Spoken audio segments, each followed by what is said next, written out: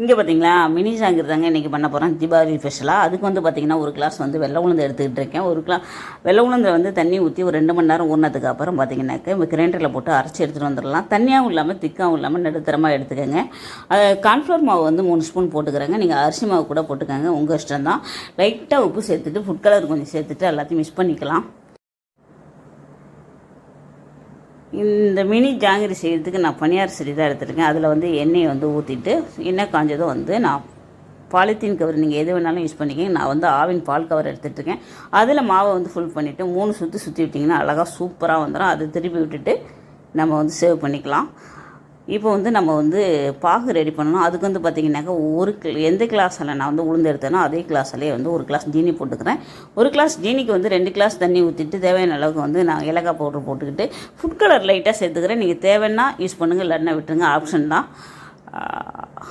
பாகு வந்து ரெடியானதுக்கு அப்புறம் வந்து பார்த்திங்கனாக்கா நம்ம ரெடி பண்ணி வச்சுருக்கிற அந்த மினி ஜாங்கிரியை போட்டு மிக்ஸ் பண்ணி விட்டு 5லேருந்து 10 நிமிஷம் ஊறினா போதும். அப்படியே எடுத்து வேறு ஒரு பிளேட்டுக்கு மாற்றிட்டு சூப்பராக சாப்பிட்லாங்க. வேலையும் ரொம்ப கம்மி. Mini jangiri ready. தீபாவளியை சூப்பராக கொண்டாடுங்க, என்ஜாய் பண்ணுங்கள். வீடியோ பிடிச்சிருந்தா மட்டும் ஒரு லைக்கை தட்டி விட்டுருங்க.